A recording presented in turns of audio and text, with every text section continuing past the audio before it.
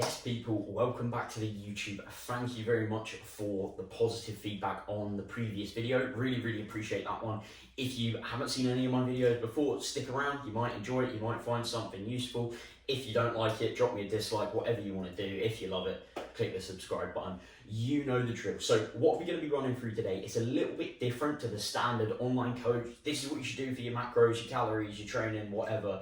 Behavior change is a huge part of the process. If you don't change your behavior, then you're probably going to be stuck in the same shoes as you were when you first started, because you're still stuck in the same habits and doing all those things. So we're going to be running through why your behavior is holding you back from reaching your physique goals. So we're going to look at what predicts behavior change, the stages of actually doing it, the various factors that are going to influence it, including like the types of motivation. Oh, motivation, big buzzword. I don't have any motivation. That sort of stuff, the perceived and real barriers to change that you may experience throughout the process, the factors which you need to get in check in order to be able to change your behavior and set your life up for a successful behavior change, and as a result of that, achieve your physique goals. So what we've got to first understand is that your intention is the best predictor of your behavior. What you sit and put your mind to is probably what's going to happen. If you sit down and say, yeah, I'm not going to do anything with my physique this year, then nothing's going to happen. But there are more factors beyond that, because as we know, New Year's resolutions of I'm going to do this thing don't always work out. So we need to look at your attitudes towards that. If you think, oh yeah, I'm going to get in shape, but you absolutely hate training and eating well, is it going to happen? I don't know. The norms around you, so the group of friends you hang out with, what's going on in your family, what those people do has a huge impact on us, alongside your perceived control over the behavior. So if you think, oh, this person's brought the food into the office, I have to eat it, there's no way I can control myself, then you're probably going to eat that thing and not be that successful with your goals. So what we can take a look at is you need to have a positive attitude towards the thing that you're trying to do. You need to surround yourself with like-minded people, and you need to be in a mindset where you think, I have control over what I do. So moving on from that one there, the first thing that we've got to understand is that you're never going to go through your journey without having any issues whatsoever. You are going to fail at some point, okay? And when you fail, what we need to take this as is feedback.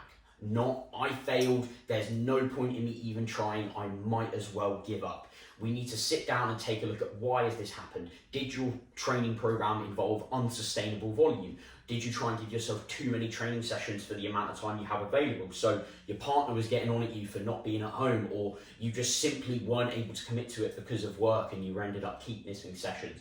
Maybe there were loads of meals in there that you disliked, or you were trying to stick to an excessively low calorie target for your goals. All of these temporary failures give you an indication of why you weren't successful and how we can progress on that one moving forward, because you're not going to be perfect. And the sooner you understand that, the sooner you're actually going to be able to change your behavior.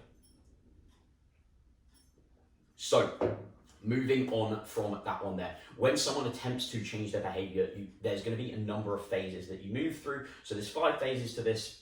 You've got pre-contemplation. This is where you don't know that there's an issue. You're not considering doing anything about it because you don't know it's there. Contemplation is then you recognize that something needs to change, but you're thinking, is it going to be worth it? What are the pros and cons? Should I do it? You've then got preparation. So you're getting ready to make a change. Maybe you've booked in a consultation call with a coach, or you've headed to the gym for the first time to get an induction, something like that. These are small things which won't be sufficient by themselves to actually see you change your behavior, change your physique, all of that good stuff.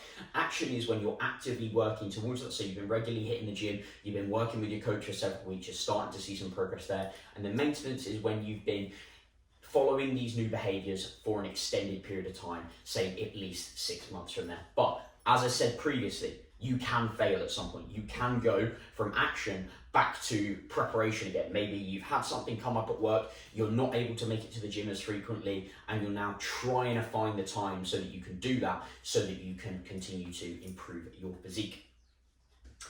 If we then move on and look at the factors which are going to affect your ability to change your behavior and control your behavior. So we've got social norms, attitudes, motivation, the locus of control you have, your genetics, your environment, your belief, your stress, your diet, all of that. So as we covered already, social norms can have a huge impact on what we want to do. If we're surrounded by people that have different goals to us, chances are we're probably going to end up a little bit more like them rather than the people that we want to be.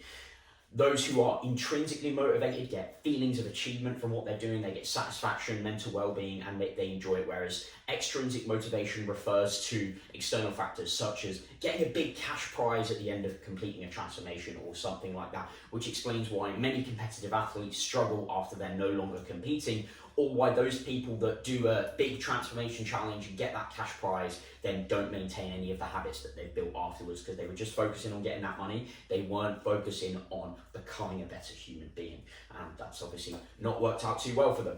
We've then got the locus of control. So this is how much control you believe you have over the things around you. So when you get stuck in traffic, is that within your control? No, not really, unless you could have picked a different route that you knew was going to be different. So slamming on your horn and getting aggravated isn't really going to do anything about it. So an internal locus of control refers to you being responsible for your own health. What you do is responsible for that. So if you eat the donuts, if you go to the gym, you're responsible. Whereas an external locus of control blames other people, the environment around them, believes they have no power to change it. And if you think you don't have power to change something, chances are not too much is going to happen there.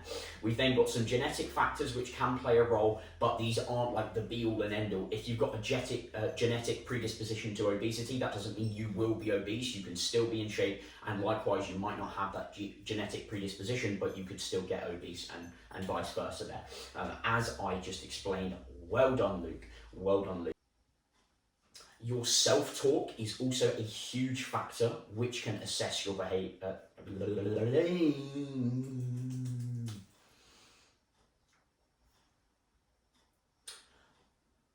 What you tell yourself is also a huge factor which can impact your behavior. If you tell yourself that you're going to struggle with weight loss is hard, it's not for you, you're not meant to be in shape, chances are you're probably not going to do it. What we want to do is almost be like an annoying child. Like, just ask yourself, why? Well, why is weight loss hard for me? What have you struggled with in the past? How could we make that easier? Even though you say you don't have the time, what could we do to find that time? Or what would you do if you had it?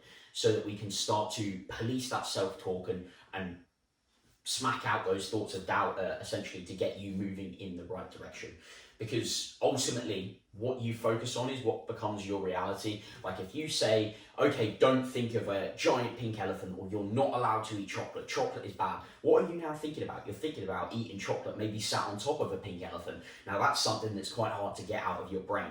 And you don't want to continually tell yourself, no, you can't do this thing, because it just makes your brain think about it more. It needs to know what that thing is in order for you to say that you can't have it. So rather than putting like definite restrictions in place, let's focus on positive self-talk and things which are going to be beneficial for you, rather than just like swearing things off. And then obviously we've got stress, which can cause food cravings, poor decision making, loss of sleep, changes in your eating, excessive consumption of alcohol, drugs, etc. So hopefully that all makes sense. Next up, we've got perceived versus real barriers to change. So what I mean by that is people will perceive barriers and say that this is the reason why they can't do something. So this is your estimation of a level of challenge of something, whether that be social, personal, environmental, economic, etc. Examples for exercise could be lacking time, no gym available, not confident to go to the gym, struggled in the past to get results, misconceptions about what they actually have to do, e.g. they don't like running, so they don't want to do any exercise because that's what they think it is, how sort of isolated they feel, or personal health reasons, those sorts of things. Then healthy eating, we've got again time to prepare food, how much it costs, how palatable it is in general, access, education, their financial situation, all of those sorts of things. So if you sit and say like, okay, why don't we start preparing a few meals from scratch? Well, I don't have the time to cook. Okay, so that suggests time is a problem. Well, you could cook XYZ in 10 minutes. I don't like that food. Okay, so maybe that's an aversion to certain foods there. Maybe we could prepare an alternative option. Well, my family or my partner won't want to eat that food. They won't like it. Okay, so maybe we've got someone around us that's a little bit unsupportive, which is obviously not going to be ideal there. We've got other things that crop up, such as I don't have the space, or I'm not able to get access to this food. All of those sorts of things which can start to become a problem. As I said previously, what we want to look at is, okay, in an ideal world, if you did have the time, how could we make this possible? Or what does healthy eating look like to you? And we can start to develop some answers there and almost interview ourselves in terms of how we can do these things going forward. So Those are examples of some barriers that you may face and a rough idea of how to overcome them. But if you've got any questions about your specific situation, then of course, let me know. We've then got 11 tips to help you set your life up for behavior change. So we've got to make sure that that change is initiated by you. The behavior which you're trying to stop has to become salient to you, which means that you see why you don't want to do it. The new behavior needs to become salient, more important over time. Your old behavior can't be a coping strategy to help you deal with something else, e.g. your life is extremely problematic at the moment. You need to have social support around you. You need to feel autonomous in what you're doing. You need to feel confident. You need to have an environment that supports you. You need to understand why you're making these changes and what you're going to get out of them, and then ultimately have the choice available. So to run through those in a little bit more detail, say you're going through your life at the moment and it's become salient to you that you're a little bit overweight. For example, you're struggling to get up the stairs more, people have mentioned it to you. Those are reasons which might make you think, okay, yeah, I probably need to do something about this. The new behaviors which you want to undertake also need to become salient, but in a positive way as such. So one reason why it's really, really hard for people to maintain their exercise habits is because they don't integrate it into their current life. They just try and add it on top. So they just try and go to the gym for an additional 2 hours rather than just starting off with, okay, it takes me 10 minutes to drive to work. Can I wake up 20 minutes earlier and just walk there? And that's going to take you, say, half an hour, something like that. Is that a possibility, which is integrating it more into your life? Your old behavior can't become a part of a coping strategy. So if you struggle when you have a really, really stressful time at work, that leads you to then eating and drinking in the evenings. If you're having a stressful time at the work, your life's up in the air. It's going to be very hard to improve your behavior if it's something that you do deal with other problems that you have got going on there. And that leads us on to the last one, that you should be that you should be in a very good position to change your behavior. You should have a life that's up in the air at the moment. You should have support around you, people who are interested and want to help with your goals, not people who are trying to sabotage you by bringing takeaways home or peer pressuring you. Like, that's not a conducive environment to success, and you want to eliminate that as much as possible. You want to feel that you have the power to actually do something about it. If you tell yourself that, no, I can't do anything, I'm stuck this way, that's how you're going to remain, and we obviously don't want that. You need to be competent in what you're doing. You need to know what you want to do, why you're doing it, and how it's going to benefit you. And then last point to go on here is the choices need to be tailored to you. So when we're looking at rewards, choices, and feedback you can give yourself, as I mentioned previously, avoid rewards which are going to be more extrinsic in nature. So money, like it's not going to set a very good tone for making you actually want to do this and getting positive things out of it. There wants to be various choices throughout your plan. So you don't want to say you have to barbell squat. We can say, okay, we want to do a quad compound where we're training knee extension in a position where we're going through hip flexion. Okay, cool. How do we do that one? Well, we've probably got a hack squat, or we've got a barbell squat, or we've got a Smith squat or a pendulum squat. We could choose between 2 or 3 of those, decide what we want to do, and decide what is going to be the best option for us. There should be several appropriate choices. Anyone who says you have to do this thing probably doesn't know what they're talking about. That's obviously a different conversation, but you get the point there. And then when it comes to feedback, you want to continually give yourself or those around you positive feedback about what's going on in order to reinforce and help build that motivation there.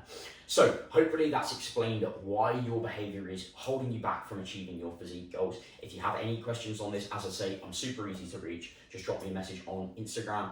Handle is the same as on here, Lactic Alley Glue. And then in the next video, we're going to be running through how we can improve your behavior, overcome these barriers, set yourself up in a position where you're going to be able to change those habits, build new ones, and get a cracking physique. As I say, make sure you like the video if you've made it this long. Probably subscribe as well if you're enjoying this sort of content. If you hate me, send it a dislike. That's all good. And yeah, thank you very much.